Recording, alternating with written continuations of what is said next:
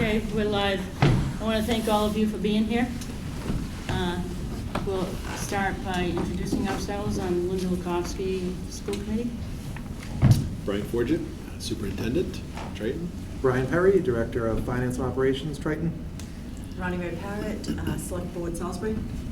Neil Harrington, Town Manager, Salisbury. Mike Colburn, Salisbury Selectman. Richard Keys, Finance Committee, Newbury. Doris Wallen, School Committee. Paul Myatt, School Committee, Newbury. Aaron Berger, School Committee. Now we'll rise for this pledge. Pledge allegiance To the flag of the United States of America and to the republic for which it stands, one nation, under God, indivisible, with liberty and justice for all. The next item is the meeting notes. The meeting notes we don't have to vote on, but if everybody could take a second and just to make sure everybody's okay with the meeting minutes.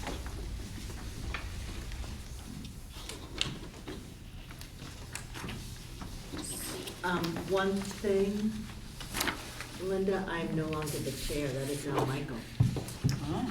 So- No, I haven't said that yet. I was kind of just like going on with it. She says. You know, I haven't said I that would have yet. needed that up a long time ago. Yeah, so Mike's chair, I am nothing, just little old That is not select true. board You are member. something. You are something. Doing my task.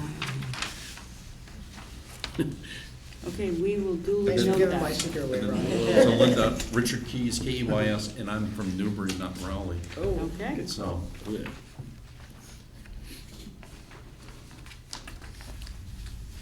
Thank you. yes.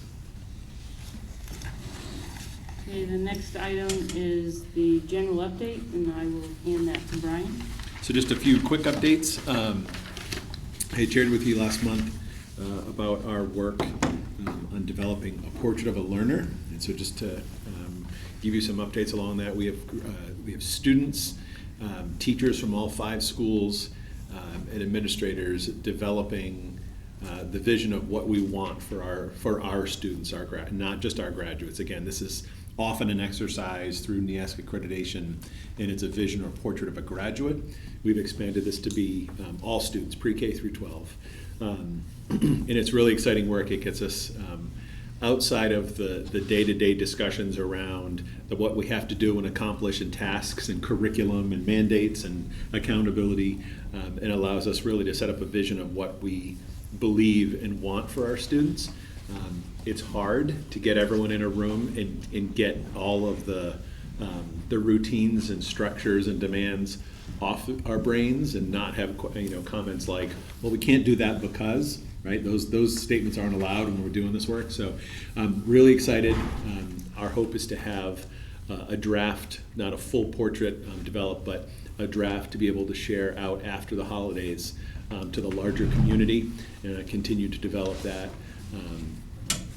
And so more work on that, but that is exciting work, and it's another thing that we can do to bring all of our students together. We spent a lot of time as a leadership team talking about our goal is to make sure that all students, regardless of your zip code in the district, that we are one Triton, one voice, all Vikings, and all working and setting the same.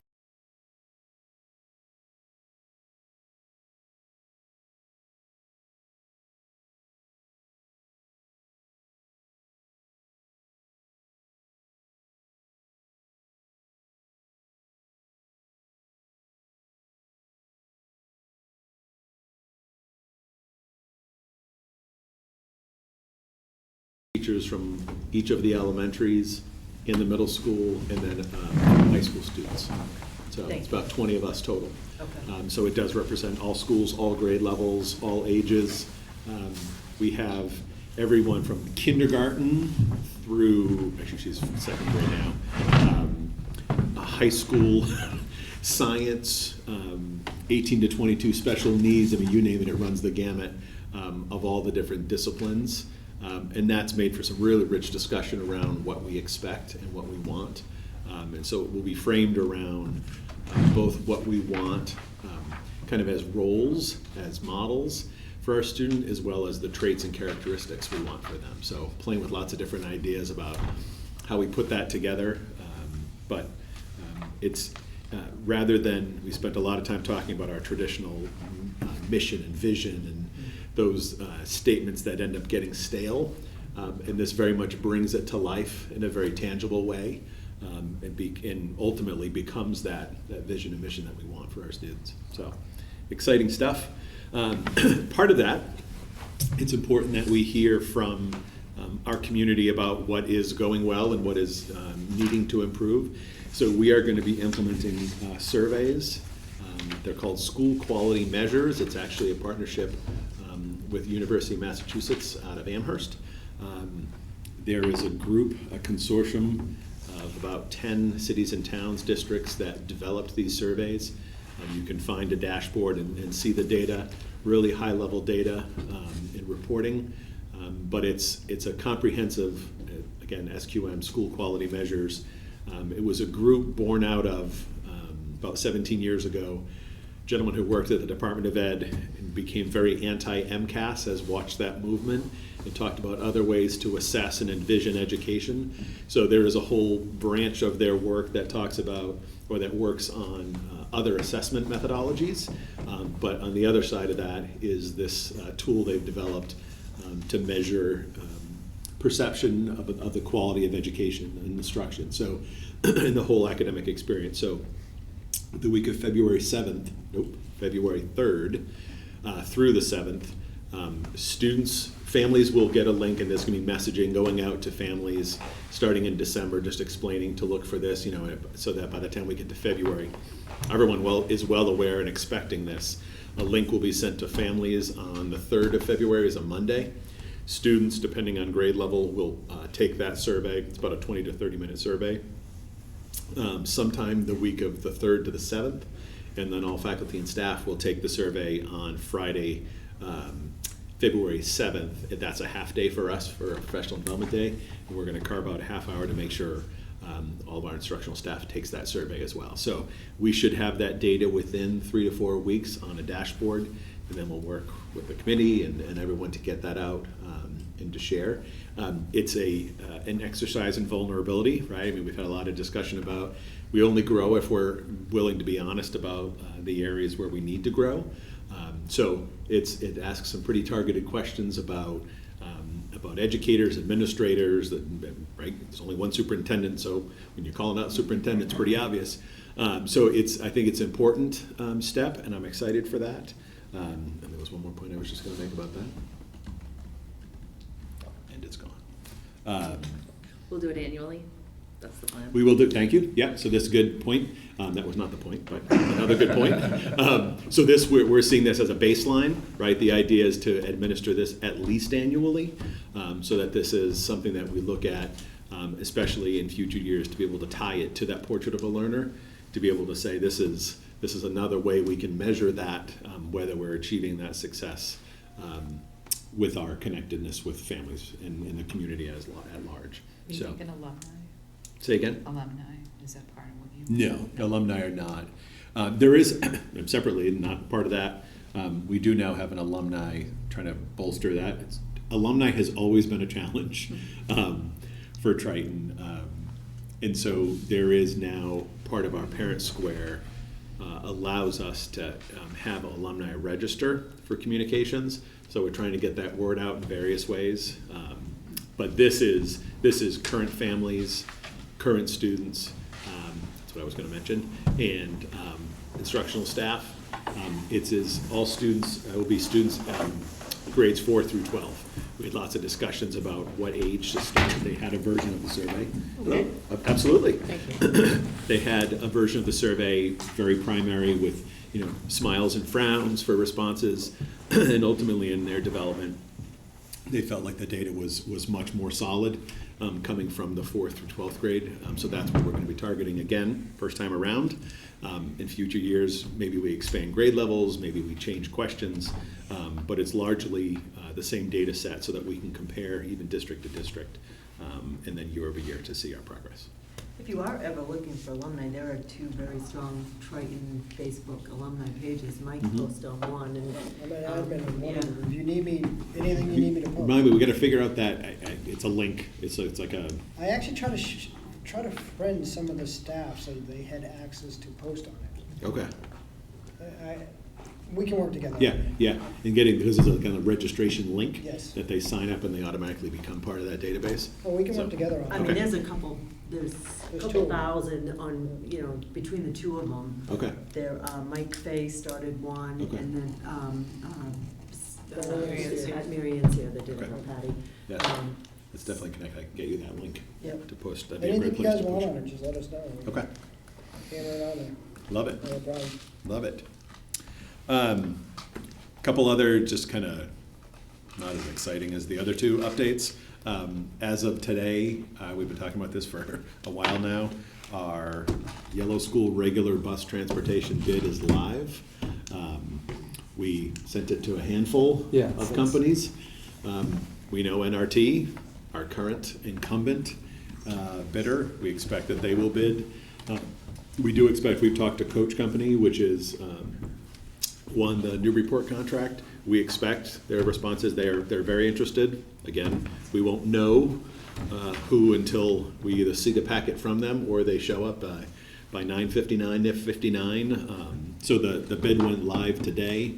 Be a pre-bid meeting 10 a.m. next Thursday, the 21st, week of Thanksgiving, and then the week following Thanksgiving, that Thursday, the bids will be opened. I think it's the 3rd. The 5th. Is it the 5th? So Thursday, Thursdays, I think it's the 5th. Thursday the 5th at 10 a.m. And then we'll at least have a sense. Obviously, I've worked with public bids before. Sometimes it doesn't go perfectly, but our hope is that we have a successful, responsible, and responsive bidder. And then we would bring that contract to the school committee the following week. Ideally, right, the idea is that we will know the impact. There is the potential that there is a significant cost impact. There are districts that have seen anywhere from 10 to 30% increases. Our hope is that if there is another bidder, i.e. like a Coach Company, that certainly keeps that process in check, because we know without competition, one bidder market is not good for anyone, except for that one bidder. So, Unless you're playing Monopoly. this is true. This is true. So we should know more by the winter break as we move into budget season, post the holidays. The 11:05 at 10, will it be a live or a Zoom? That's live. Yeah. Okay. So it's 12/5. So December 5th. Okay. Yeah. And that's a 5-year contract, right? So it ends up being a 5. We've always done a 3+1+1. So it's a 3-year contract with 2 option years, solely at our discretion. Okay. They bid it as a 5. Obviously, they're aggressive in years 4 and 5 as well. And so since it's a 5-year contract, we have the school committee approve it so that it has that full 5-year package. Yeah. So our rates at one point were some of the lowest, if not the lowest in the state. That's obviously changed in recent years with the kind of collapsing and now everything being owned by Beacon. So we remain cautiously, I don't know if we could say cautiously optimistic. Hopefully, we're hopeful that we'll have some not too bad news when that's finished. And then the final, just so that you're all aware, I know you're all aware, with the election and the passage of question 2, that removed the MCAS requirement, or passing of the MCAS as a requirement for graduation. As I said to the school committee last night, I can find things to say positively about the Department of Ed right now. There are many ways that they're trying. I think this was a major drop in that this has been known for a couple of years now that this was coming. This did not happen overnight, this ballot initiative. And because it's not statutory law, without legislative action within 30 days, election was November 5th, 30 days out, which is December 5th, that law goes into force. So it goes into force for the current class of 2025, our current seniors. Again, bad timing, election on the 5th. We had a retake scheduled for students on the 6th and 7th, the 2 days. So obviously kids came in the next day, I don't have to take this, right? So there are school districts that said, yeah, you don't have to. We took we don't know yet, kiddos. Let's just, let's not take unwise steps here, and so we encouraged all students to take, and they took our advice, and so all of our students that were scheduled to take the retakes took the retakes. Those are scheduled fairly routinely over the coming months. So we will, it will remain to be seen.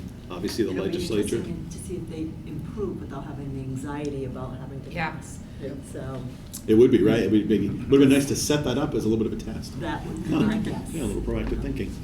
Is this a really good proactive thing for the students? So, I would hate to think that a kid goes in to take a test and think that if I fail this particular test, that, all my high school or school career has been for naught. mhm. Yeah, I guess, so, Brian Ford's its personal opinion. I believe an assessment, a standardized graduation requirement, is important and necessary. I don't believe the MCAS as an exam measures what it intends and hopes to assess. To be the end-all be-all. Even as far as our accountability system. So, right, so this changed nothing about the MCAS, right? That's the major point. All it did was disconnect the passage of the 10th grade MCAS, either 10th, 11th, or 12th grade, I don't know the retakes, the passage of that 10th grade as your competency determination for graduation. So now at the state level, I think there's two things. It's a PE requirement and something else. Otherwise, it's local graduation requirements. I've said this to several people, right? We have good, solid local graduation requirements. Our policies are, our requirements here are robust, and that's good. But I don't think it's good to not have a statewide expectation. So for me, I was against question 2, not because I believe MCAS is the right thing, but because it's putting the cart before the horse and taking away that requirement before having a meaningful discussion about what should be in its place. And I'll just go into this, is that the MCAS, was it just testing students or was it testing the teachers? As far as. Yeah, I mean, I would say that is a tough question to answer. I think there's a lot of, what's the right word? There's a lot of assumptions. I think if you have an assessment, there will be people that say it's testing the teachers and whether they're doing their job and they're testing, right? So even the best of assessments, if it's authentic, is going to have some aspect of, are the educators educating and are the students learning? I think that by the nature of the MCAS as it exists, I believe it was far more about needing to be prepared and trained in how to take the assessment than about it actually assessing true knowledge and content. So, like you were saying, Ronnie, I think it was more about, especially moving online, whereas it's native. Yes, that's native, but doing math here is not native, right? I mean, that's just still it's normal to scribble on a piece of paper. So it's I think So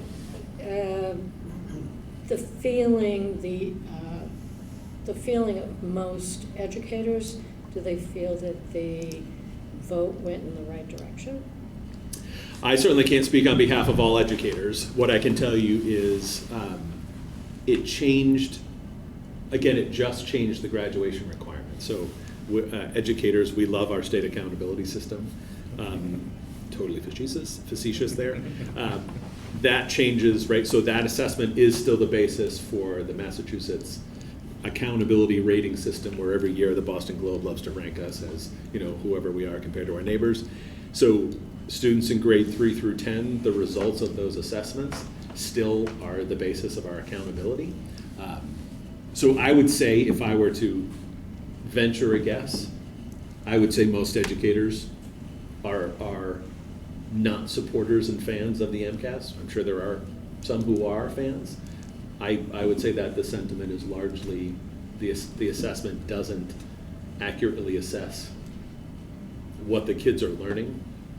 It's not a performance-based assessment. Communication is poor, as far as like how it got, the MCAS information got out there, because everybody seemed to be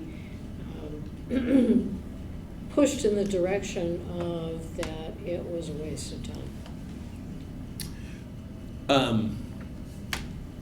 I mean, that's definitely a message that was shared, Mhm. right? I mean, this was largely pushed by the Massachusetts Teachers Association. The no, right? So the yes outweighed the no, or outspent the no 5-1, 6-1. So definitively, I can speak on behalf of the NTA. They were opposed, or in support of the question. Yeah. I think to some degree, it incentivizes things that we did not want, that are not in the best interest of students in our schools. Because I think there's... The test as a whole. The competency determination, because there was a lot of work to shove information into especially freshman and sophomore year of high school that might be better put over a longer period of time, but it was...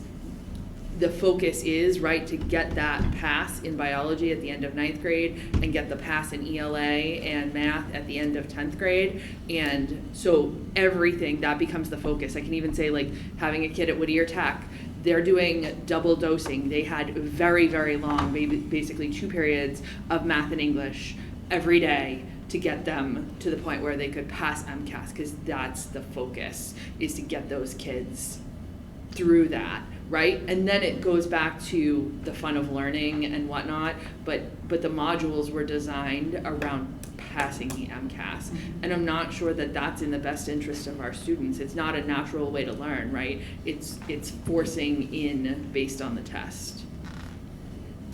And being a school social worker with an elementary school with kids with anxiety, it was very difficult because my students learn very differently. They're in my school because they, as you know, like it or not, whether it's their lagging skills or the school's lagging skills, they failed at their school, they're there, so they already feel that enormous amount of guilt and pain and overwhelmness, and then they have to sit and take a test that's gonna say that they suck at school. Because they can't learn, they learn very differently than your traditional typical student. We have a lot of kids that learn differently. And I think that the MCAS doesn't honor that. And we need to find a way to be able to make sure people are learning, but that we respect and honor that everybody is different and learns differently. And that's, you know, the idea where I'm coming from is that, was the message sent out correctly? I hope it was. But it seemed like it was heavy on one side and light on the other side. So just all I look at is that these are still immature people, and they need to have that allotment to be able to say, you know, that they do well during their school career, and that one test doesn't define who they are. Absolutely. And if you have someone who's in 10th grade that fails the test in 10th grade, Do they give up? they have to take it in 11th grade and 12th grade. And if you fail it in 11th grade and now you're in 12th grade, Right. imagine how that student's failing the whole year, that they could possibly not graduate because they didn't pass that one test. You know. And I've had some really smart kids not be able to pass the test because they learn differently. So, and it doesn't suggest that they're not smart. It suggests that they can't take that particular test. And I think that's... It's like going to the doctor and having that white coat fear when you go in to the examination room, and, you know, you get all like, kids get the same way going into a testing situation. So does question 2 eliminate the test in 10th grade, or do they still take it, but it doesn't go as a Do they still take it requirement? in 10th? It's not. They just take it in 10th and it's done, because it's not a graduation requirement. Okay. Just for background information, as they take it in intent to. Just like they take it in, so third through, But- the So it would third be like through eighth an and 10th. assessment of Yeah. needs Right. type of So like as thing. part of the same accountability, statewide accountability system, students take it in 3, 4, 5, 6, 7, 8, and 10. I was actually kind of glad it passed. We don't have to do it no more, because I was one of those kids. I sucked up taking tests, but I'm one of the most smartest people in the room, half the rooms I sit in, so, and it's. And humble too. Yeah. To me, it's an elitist test, just like the SATs are an elitist test. It continuously keeps people who don't have chances to succeed in life. All those tests. They always teach it is, okay, my daddies and mommy are rich, and I can have all the education in the world, and I'm good. Very few kids get the breakout because of tests like that, and it's very evident when I go over to see my in-laws over in Sweden and Finland. They blow us away with our education, and they don't have no stupid tests like that. Well, it falls down into the idea of that you did your education, you succeeded with your grades, you did all this, and now it comes down to that one minuscule type of thing. Yep. And it doesn't mean that you can't go out and succeed on your own, because you were able to do it on an individual basis, and you can do it when you get out there in the real world. Mm-hmm.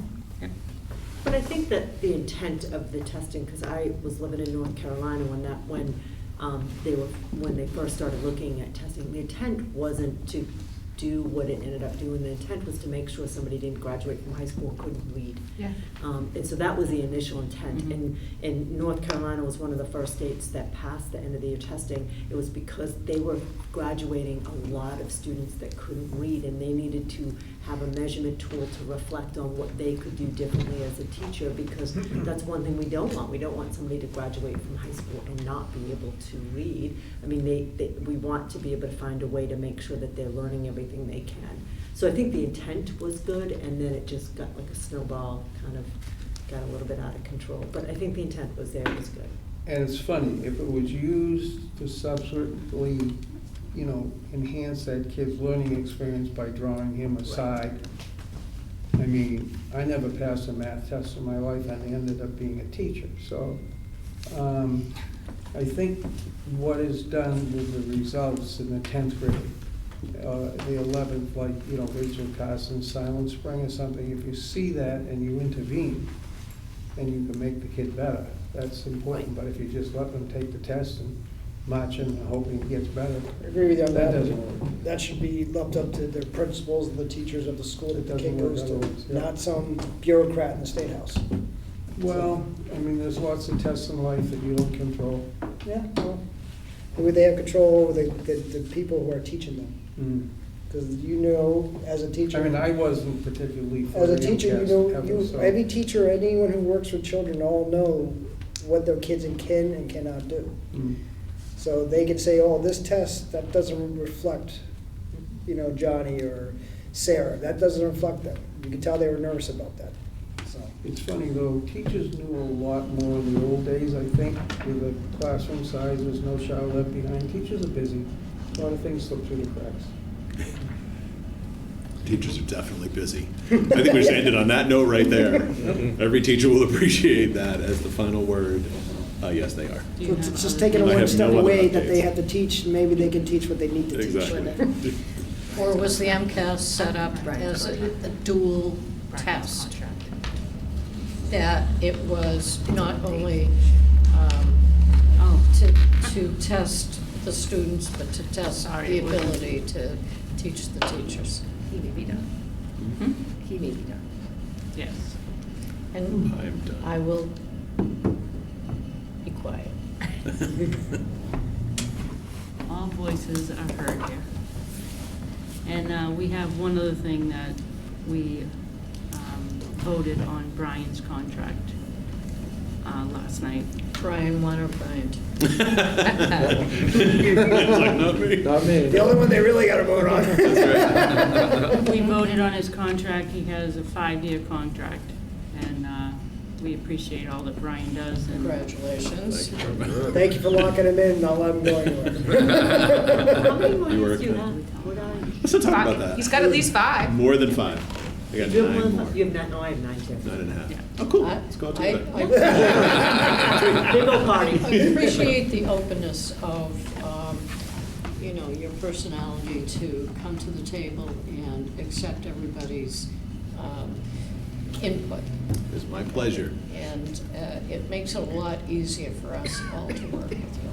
It's funny, like, I thank you, and I love working with 3 communities. It's like with so many superintendents But that are Newbury's like, the how best, could you right? deal with 3? Of course they're the best. Newbury's the best. And yes, of course Salisbury's the best. And Raleigh's not here. Sorry, they're not the best. But I think there's something special about a regional school and working with 3 towns, and I enjoy it and appreciate it. So I will take a larger school committee and 3 select boards over, I hope no one's listening, a mayor and a city council any day, right? I just think it's a different structure. It Well, works. you don't want the battles and the fights. The great meetings, I can tell you, the 2 cities next I know, to us, you the watch great them all. meetings. Yeah.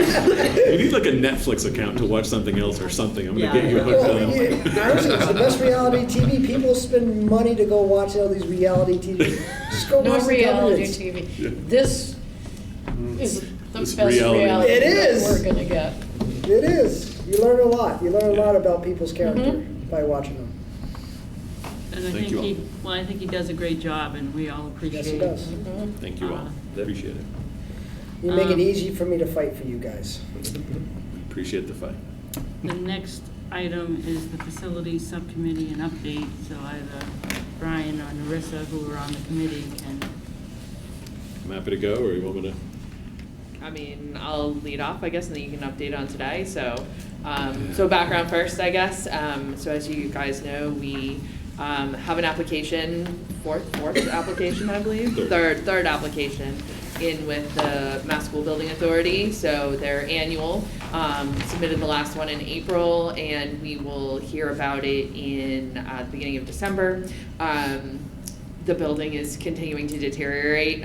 We had to borrow from the stabilization account, which we're putting money back in there this fiscal year, but the repairs that are needed and the things that are going wrong are just continuing to escalate there. So it's become really obvious that we need a solution, and even if the MSBA keeps saying no, which they did on the first 2, it's always, they have a limited pot of money that they can kind of distribute among projects, and they won't take more projects than they have money for. So it's a hard limitation, and it's always the districts that are sort of their buildings are in the worst shape, right, and they're least able to pay for those that tend to get selected. There are some buildings out there that are even in worse shape than ours, if you can imagine. I mean, I've heard some stories, and we've been like right on the cusp for the last couple of years, but haven't quite made the cut to get an invitation in. We don't know if that's what's gonna happen this year, but we knew we needed a plan B, so we put the facilities subcommittee. We're fortunate to have town liaisons that come to those meetings. We spent $30,000, just under, earlier this year to contract with Habib and Associates, and it was basically a sit down and outline the biggest issues with the building. So we talked about things like security, which has long been a concern, and how does flow work? What are we doing when we do a ton of community events at the school? Right now, when those community events come into our buildings, we could have people wandering through the high school because there's no controls in the building, and that's problematic. So all of those things, the sizes of the various rooms, that type of stuff, we said, let's figure out, have them come up with essentially a few proposals. We went through, we're at iteration 7.1 right now, to give you an idea of how many we've been through. So I think we're getting close, and the goal with this was just to not necessarily come to the final plan, but to come up with something that's sort of in the ballpark so that we have a cost estimate to look at it and say, is this a viable option to look at going on our own, no MSBA support, and try to not go to the extent that an MSBA project would, but solve some of the big problems with that campus. So I'll hand it over to Brian. And Yeah, so I again, the exercise being started as a plan B if we hear no from the MSBA, and became maybe it's a plan B even if we do hear yes from the MSBA. So working with, the architect's name is Kevin Provencher and Julia O'Grady, this is not a normal exercise, right? So normally a designer is creating a schematic, which is far more detailed, or full architectural plans. So this is kind of a gray area, and that kind of reared its head today with some late breaking news.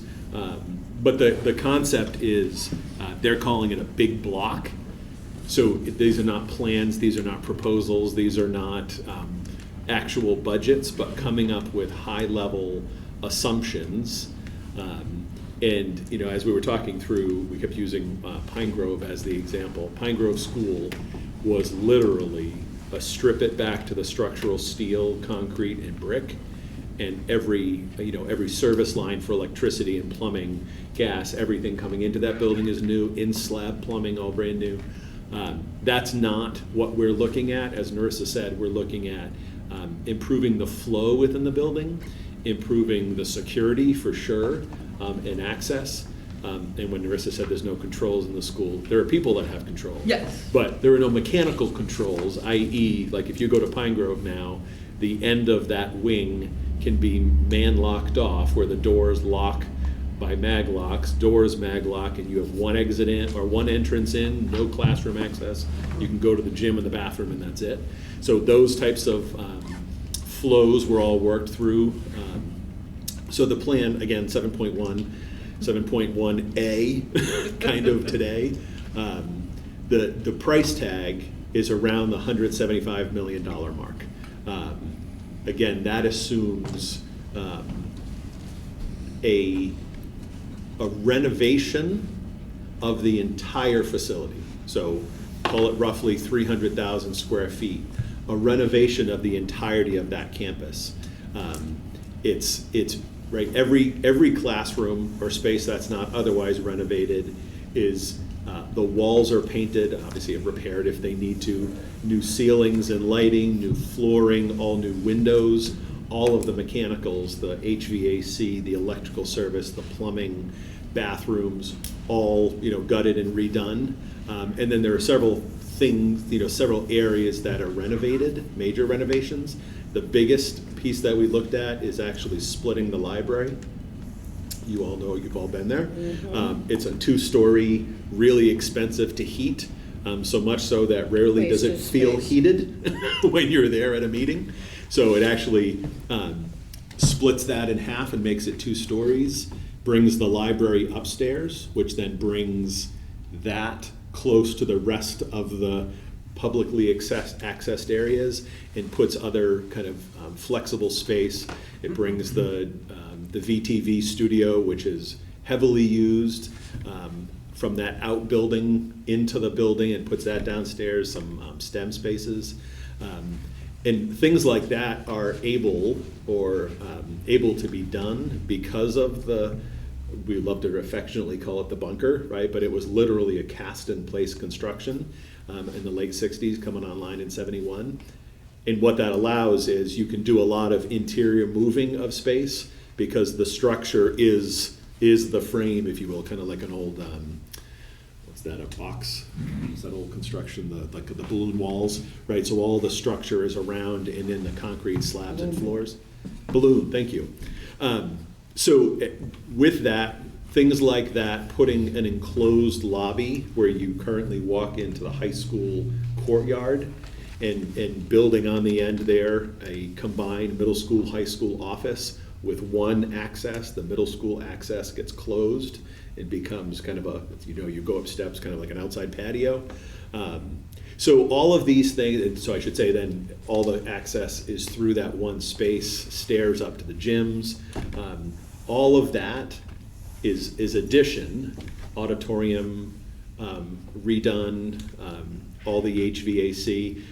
Coming into today's meeting, the number was 152 million. And then during the meeting, we were talking with the two engineers, and I was watching them as there were questions being asked about certain aspects. They were like, yep, that's included. And you could see it like, I was like, something's not included. So there was some HVAC assumptions. So all of these assumptions at that 175 million are general ballpark assumptions is what those are.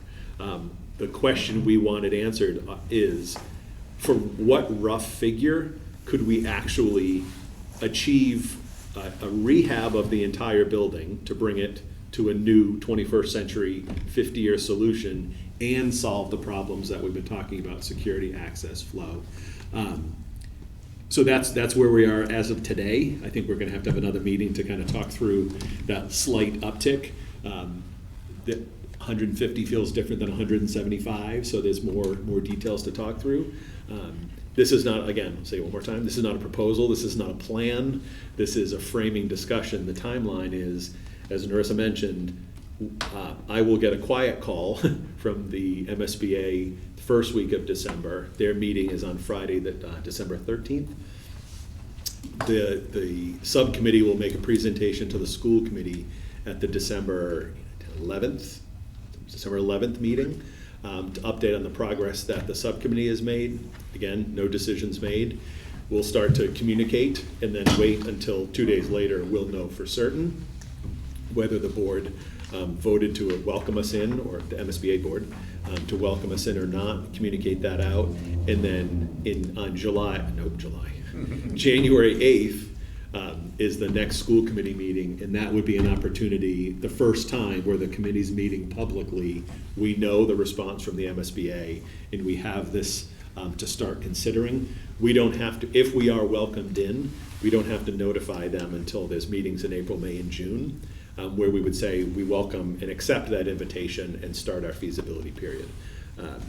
I guess last thing I want to say is, right, there are pros and cons to partnering with the MSBA. The pros, they pay a portion, right? Absolutely. Money talks, absolutely. The downside, add 1 to 2 years minimum on the timeline, because there are the requirements we have to achieve to study everything before they partner with us. What percentage of totally the depends. monies would go to the study?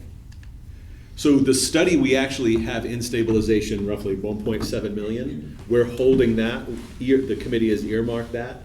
It generally costs between $1.5 million to $2 million. Our hope would be that we've done this work to convince the MSBA that they're not going to let us cut too many corners, but to save a little bit of time, which is money, on the study, because we already know, right, we don't have other locations.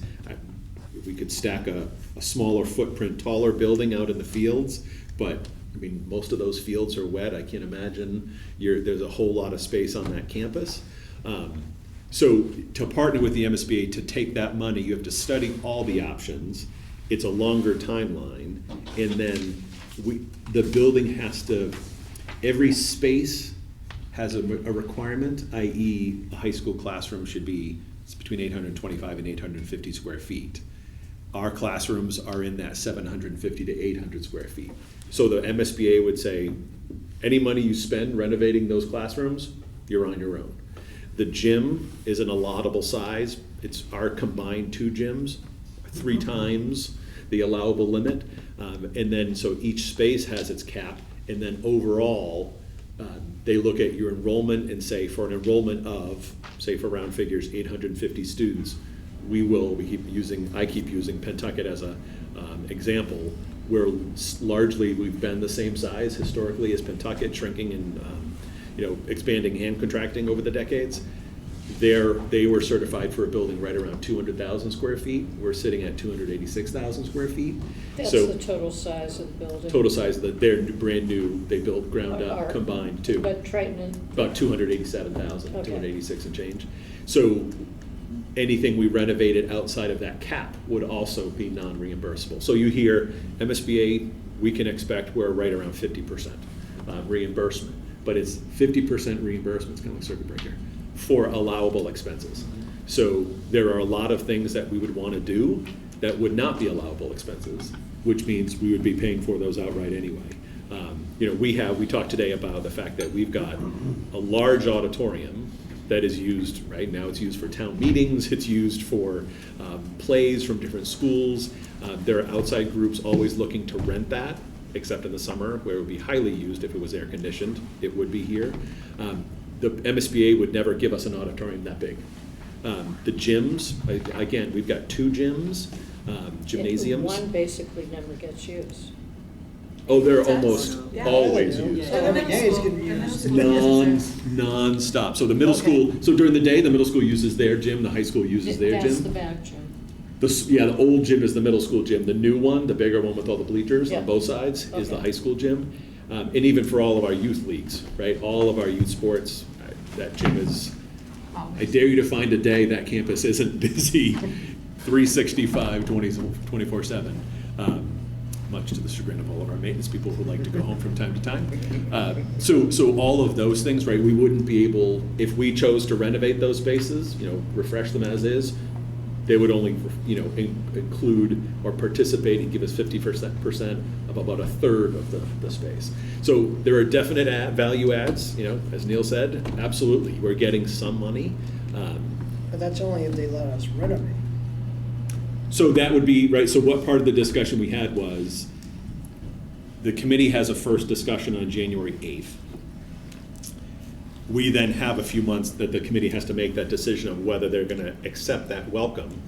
This is assuming we get the yes, Brian, phone call. So that's part of the discussion, and the hope would be to bring MSBA, whether executive director and, other board folks out to talk through what those possibilities are, so that by the time we're accepting or rejecting that invitation, we know full well, right? This plan, this 150 to 175 million Plan B, is that viable? Is there a number that the towns would say, okay, we like Plan B if it did not exceed this? And then, right, I think then the committee would need the confidence, I'm not asking for that tonight, I'm saying then, if that becomes a Plan B, then the committee would then commit that capital stabilization funding to start designing toward that number if we think that's a feasible number. And a lot of these, right, the HVAC assumption is $35 million to upgrade the HVAC on that campus.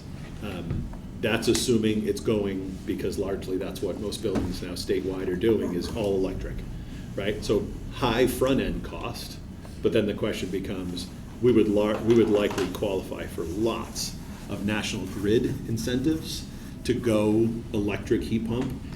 We also have every month there's some other solar company wanting our roof and our parking lots.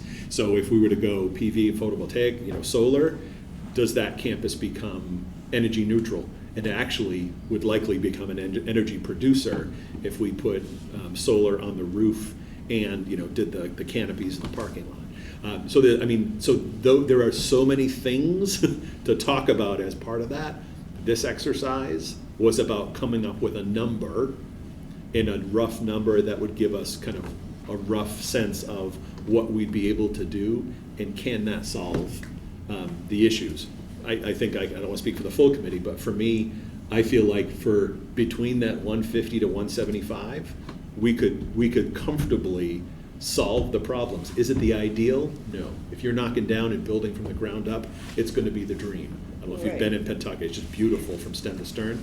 But between that 150 and 175, I'm confident we have a viable plan that would solve the concerns that have been raised and brought to the group, as well as update every other mechanical and structural system within the building. How much interior space that seems to be wide open for literally no use whatsoever can be turned into something that is more valuable. So, Do you mean like the gyms? yeah. Not the gym, but I mean, there's Interior just. quads, Pardon me? interior quad areas. Like the Yeah, courtyards? within the entire building, you know. The old smoking How lounge. can everything become more energy efficient and increase the value of how many programs you can get into the building? Yeah, so it's not, we don't need necessarily more square footage. No, and that's not what I'm referring to. It's just, I'm not completely familiar with the entire school, Mhm. but I view that there is a lot of just open space that serves for no purpose whatsoever. I would definitely say there's not much unused space. The spaces and the uses are very different than the uses when the building was built, Mhm. right? So when that came online in '71, Our population was, our population was significantly larger, Right. but we were also, the norm was class sizes of 30, right? Right. And we were putting students who are 28 to now. 35. Yeah, it was, we were just removing kids who we didn't want to deal with, right? It was a very different educational structure. So now we're in the teens and low 20s. We have a lot more specialized programs, specialized classes, intensive services that require different spaces. It is not, the building, if we were designing from ground up, it is not the most efficient building, which is why it's rare. We want to renovate.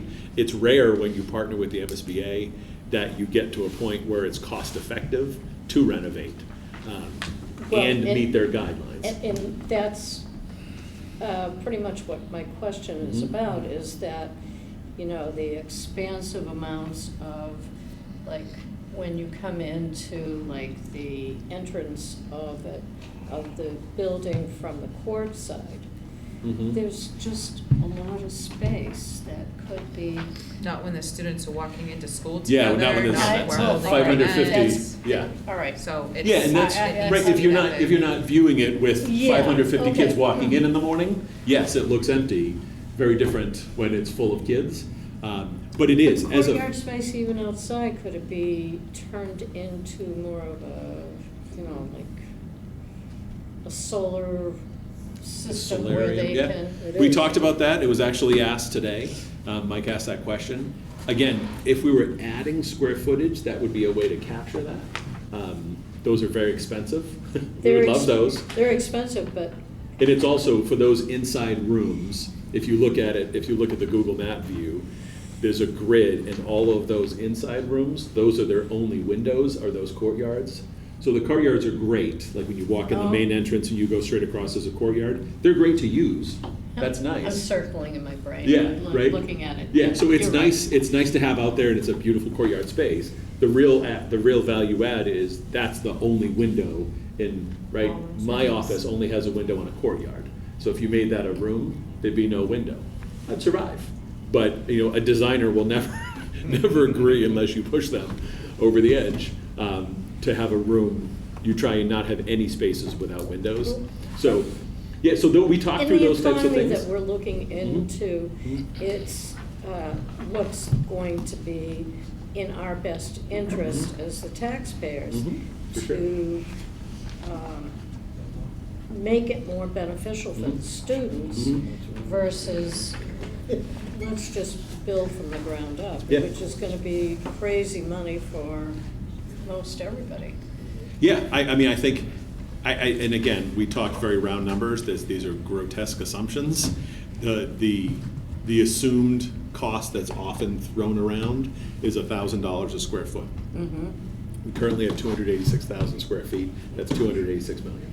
$1,000 a square foot, but look at just a few months in the future, it's gonna be about 12. Yeah, and that's part of the, this escalation assumes, that figure assumes construction starting in 27. So he escalated it, so it was a 27 to 29 project. Is that right at the bottom? Yeah. Brian, one of the things that was almost came off of what Leslie's saying is I get questions about size of the building because, Salisbury is seemingly putting less kids into their school system.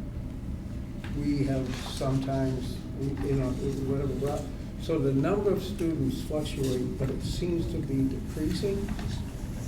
It has decreased for 2 decades solid. Yeah. We're now fairly And stabilized. then people are asking, if Whittier ever does build this big new school, Who's how gonna much house of our it? population is gonna leave and go to Whittier? Go to where? Whittier. Well, they can't, So- because if they don't have the space, then they're not gonna get If taken Whittier in. goes into They're the supposed to be free program with enrollment Northern if they build Essex, a big they're gonna building. have open enrollment. No. So See, that's what's we'll out be there. So that's losing. what I'm getting. There's, We'll be I mean, losing Yeah, but they- there's 14 towns the on number that of kids agreement, that but are we're allowed. all not There's- getting whoever wants to go There's no into way they the can school. So open people enrollment. will People ask. is actually Yeah, and they saying can't, going right? to They go- are governed by the Department of People Ed. are gonna But what I'm ask, saying is, even if Can we Haverhill get signs away on with and a, uses the you know, space at small Northern building? Essex, That's they're all not I'm gonna saying. allow the other I'm saying 14 tonight. towns to just have a free-for-all, because Yeah, No, they can't. they can't When house all them. When we had that, That goes back to the question though, that people representative will come in, ask, he said it's gonna be open. can we get away with a so smaller it's- building? It's not a way. It's still. We're on. I don't working see in a how they tech school feasibly that can that's do just that. not There's still feasible. Yeah. only so many students that they can fit. I think he was Exactly. talking about something But different. it- We it- watched It will the be meeting. more open He to was talking about something different. the surrounding towns, is how it was explained to us the other day. Yeah, they can't because it has to be school choice if it's towns outside the region. And, It won't, what they're talking about is not gonna be regional, that it will be, part of the Northern Essex. Not at all. Was, Jeff, it was a little interesting the other night how it was explained to us. But like I said, for me, it still gets tied back when I have to talk to people and tie among students, the size of a new building to how much it Have costs. a minute So explain. I think this goes to the same don't believe that. question It that's was been an asked about the eye-opener. operating budget for years, which it's is you have awful. fewer classrooms, so why do you have the same amount of staff? And the answer is, as we've gotten smaller, right, fewer classrooms, those classroom teachers have gone away, but we've had to hire special education teachers because there are so many more students that need services and so many programs that have to exist inside our buildings. Well, that, Or one-to-one, I don't really need the answer or care about the Well, I'm answer. When telling it you. comes to Right. me at that time, it needs Now to you'll be know. very sophisticated. But we have, I mean, there's a fair amount of overflow from the high school into the middle school right now because they don't have the space in the high school to have these small groups that are really focused to help students that have these specific needs. But that's what I'm, Right? But it's a classroom with 4 kids. yeah, like I said, you don't have to answer me now, but that will answering you need to now. be sophisticated at that point. Yeah. And those are discussions that have to happen with regard to the overall enrollment and the Sorry. size. Because it's, right, again, if we went with the MSBA, our enrollment would justify like a 190 to 200,000 square foot And building. what people will say is, should we have a smaller building that's brand new? And that's what. And that'll be a question. I mean, that's part of the process if we're welcomed in. And, right, I don't think there's a single educator around the table or in the buildings that wouldn't say, heck yeah, we would love the brand new building. I don't think it ends up being That's a, really cost effective, right? So for the operations wise, you think of like a Pentucket where you have a smaller footprint, stack it higher, energy efficiency, all of those things, yes. Efficiency of space, I'm going to classes just up and How long does downstairs. it take to pay that down, though? The project? To start from the ground up. How long does it take to pay? So it's the it down? same, I mean, how a town pays for it would be the same thing, so at each town, right, Salisbury might choose, actually, that's not true, this would be a regional, we would agree on the process, we pull the debt, and it would be a 25 to 30 year bond, I guess, 20 to 30 year bond. the state, if we were partnering with the MSBA, pays their portion as we go. So we would pull bond anticipation notes for the 2 years of the project. We get $1 million bill, it's 50-50. State pays their 500,000 within the 30 days. We pay it off the band, right, when it's all done, we bond it out. And then the way our regional agreement says is for the life of that bond, that loan, it's apportioned on an annual basis based on that same the foundation enrollment per the regional agreement. So, the mechanism of how you would pay for it doesn't change whether it's a renovation or MSBA. And then the value is, yes, we partner with MSBA, we get some money. It could still end up costing more out of pocket, even though MSBA is paying a portion of it, depending on what's done. And I just think what they agree to as far as Yeah. what they want to make. in the logistics of where we would build new. If we're gonna build a new school, we're It's looking at whatever 10 they years out. consider as reimbursable. Yeah. Easy. Yeah. Because you can't build on that campus. With their new wetland laws that are coming out, Jeff knows a lot about, you're not building on the baseball and softball field, you're not gonna do it.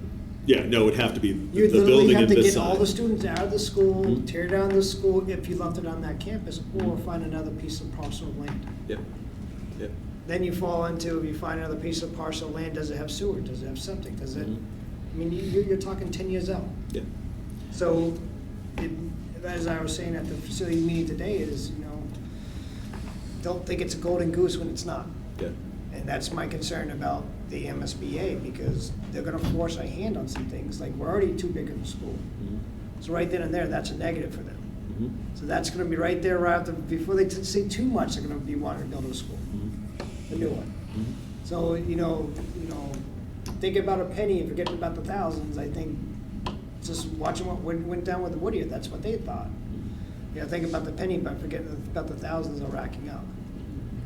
And I'm really concerned with the MSBA, everything I've heard about them.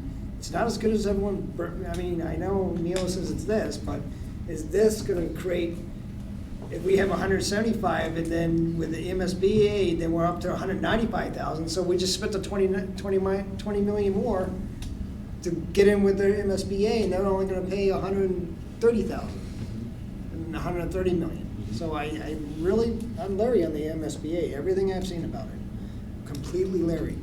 Because I'm not gonna let us reinvent that school. That is, everyone has told me that, they're I not think gonna what let we it have happen. to just take into consideration is, it's like gambling, it's not a sure thing. No, it's definitely not a sure thing. It's not a sure thing. So you always have to have a plan B. Yep, and I think this is an outstanding plan B. It might be plan A, Mhm. in my eyes. So, I'm just being, Yeah, I think right now, there's no decisions to make, but I think in the coming months, the decision will be, again, we will know whether or not we're accepted into the MSBA, and that's a factor. If it's a no, right, I think we jump now. We're not waiting for another application. We can't wait another year and make it another 6 to 8 years out. And then it becomes a matter of what is the number that the towns say, this is reasonable, and then we work backwards to design a renovation and modifications that meet that guideline. So, More to come. more to come. and that's where I think we need to get the finance people involved Yep. eventually. And Yep. have each town's finance people sit down with none of us around, Yep. let the numbers get hashed out. Yep. And then we kinda know where we are. Yeah, the crunchers have to come in. Yep. Is West Newbury stacked? Is it more like 3 stories, 4-story building? Whole building is 3 stories, yeah. No kidding. So it's basically, Is it's that like where an they're H. starting to go? Is that what the new building plan is? I mean, or- certainly smaller footprint. I mean, obviously in urban areas, that's for obvious reasons. But I would say more and more designs are electric heat pumps, super efficient buildings. You don't adjust your temperatures, it's just kind of We're like gonna a be static. putting a lot of geotubes down the Like bedrock. geothermal.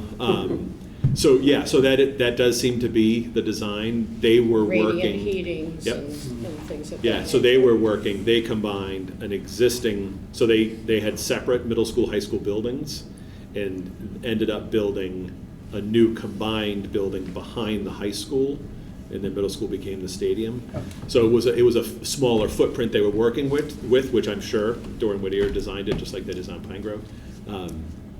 So I'm sure that was a limitation, but that seems to be the kind of and that would be ideal. Like for us, I'd rather have multiple floors for efficiency of, again, whether it's grade levels or teams or departments, having the efficiency of going up and down. You walk some miles. Our kiddos walk some miles over the course of the day around that campus. It is Just long going and into spread different out. Meetings, it's just like. Yeah. Makes it hard to get "Where am I into gonna class." get there?" Yeah. It's good for them. And I Teach them how to understand- go to college, because that's in college, that's how that is. Yeah, but You are running from one building to another. That's when they become adults and they have to understand how to, circumvent the whole world. So it's all good. Okay, there'll be more to come on the facilities. Yes, there will. The next Aren't you item, roasting? I'm good, thank you. Thanks for your concern. The next item is FY '26 budget development. So this, not a big discussion, other than to say, the committee decided last night, we will kick off with budget presentations Tuesday and Wednesday, not July, it's January 14th and 15th, am I right? Yeah. Yes. So it's I the. watched that meeting too. Thank you. Good Lord, again, It starts at Netflix, 6. Paramount Plus, 1883, great show. So 6 p.m. both nights, those will be the kickoff budget presentations. We're going back to the traditional format.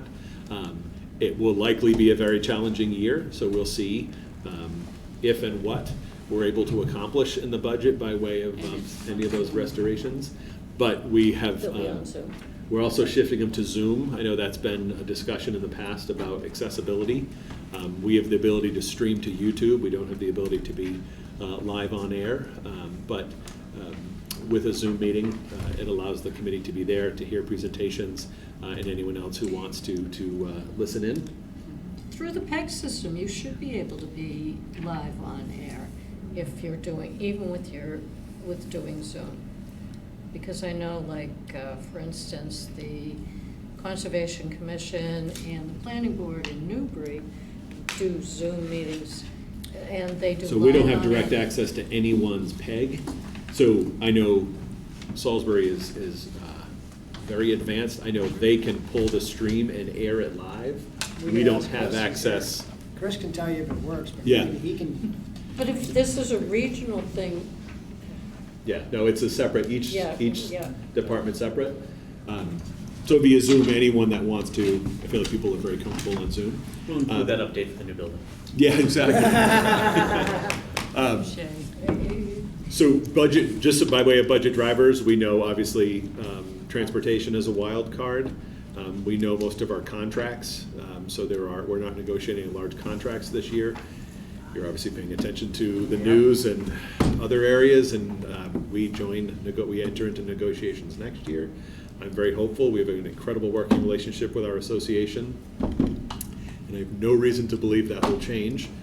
But there are no unknowns with regard to personnel this year as far as contracts. But I'm assuming the towns are hearing the same thing. I know I talked to Tracy Blaze, and working with Maya, they're talking about expecting double-digit increases for health insurance for 20%. years to come. Like it's kind of there's a correction with the market and with everything from Wegovy becoming the new fad drug and being prescribed by everyone, or regardless, there's all these changes.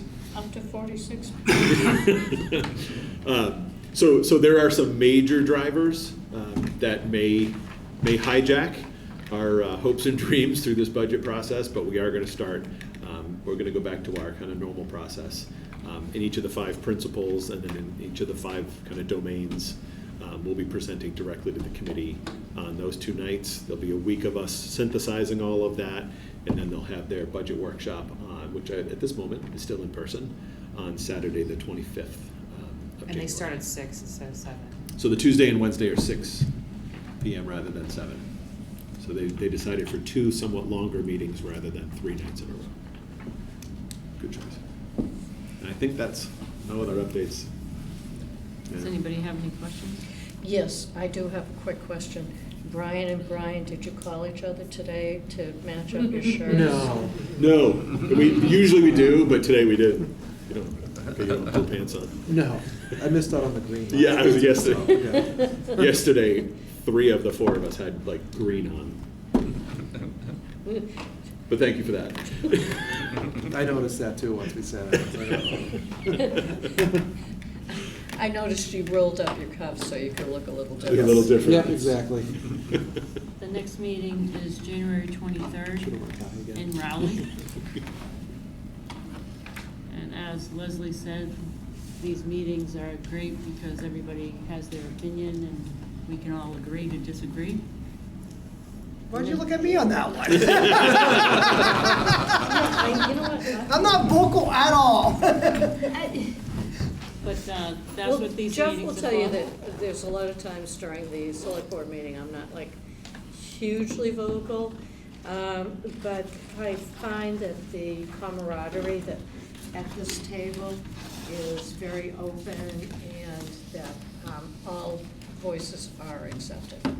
So I appreciate that. That is true. Diverse voices create the best work possible. True. So I want to thank you all for being here. As I always say, it takes a village, it takes all of us to do the work that you do in your 3 towns and for our students. So I want you all to have a nice Thanksgiving. You too. That's right. Don't eat too much. And a nice Christmas. We're all supposed to And say a nice that. Christmas. Oh, that's right, we because won't see you be until meeting- January. We won't be meeting in It's gonna be here before you know it. December. So have a nice Right. evening. Take Good a night. deep breath.